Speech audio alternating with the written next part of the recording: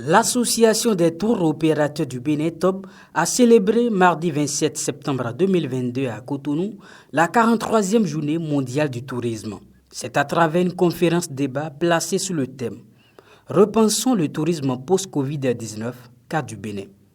Pour la présidente de l'association TOB, cette journée doit être l'occasion pour réfléchir sur la relance du secteur du tourisme après quelques années d'hibernation. Il n'est plus un secret pour personne que les effets de la Covid-19 ont été catastrophiques pour le secteur du tourisme, allant même jusqu'à changer désormais les paradigmes, car le voyage ne sera jamais plus vécu comme par le passé. Le Bénin n'a pas été épargné, mais il est heureux de constater aujourd'hui que le secteur renaît progressivement et que les touristes ayant été absents reprennent l'habitude de voyager. Grand creuset des acteurs du secteur du tourisme au Bénin, le consortium touriste Pamillion a saisi l'occasion pour réitérer sa volonté à travailler aux côtés de l'association TOB et jouer le rôle qui est le sien pour un lendemain meilleur du tourisme au Bénin. Nous allons demander au gouvernement d'avoir confiance en nous. De savoir que si à l'international, les gens ont confiance en nous, ce n'est pas au Bénin que les gens n'ont pas confiance en nous. Nous avons des potentialités, nous avons des possibilités de faire des choses.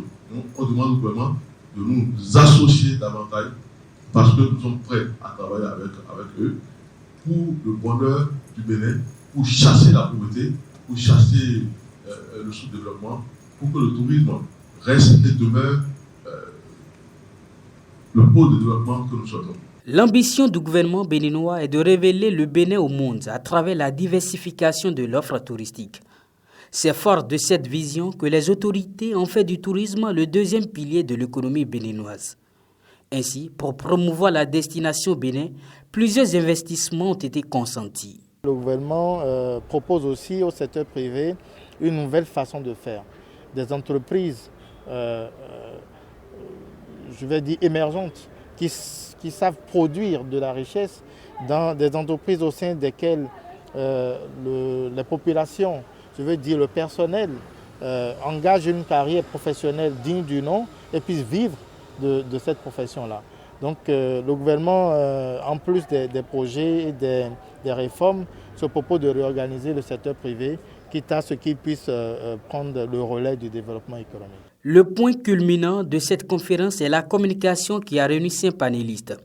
À l'issue des échanges, plusieurs recommandations ont été formulées, dont voici quelques-unes. En priorité, représenter le Bénin désormais dans toutes les instances, que ce soit au niveau national, donc que les professionnels soient encore plus impliqués que ça ne l'est déjà.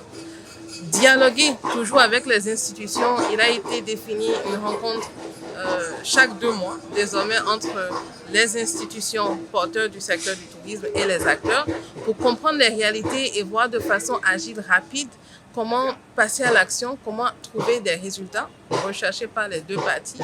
Mais c'est également que ce soit en Afrique de l'Ouest, que ce soit en Afrique et au niveau international, que le Bénin soit désormais correctement représenté par des professionnels aux côtés de ces experts-là que nous connaissons. Après le panel, les différents packages dont dispose TOB ont été présentés, y compris leurs modalités.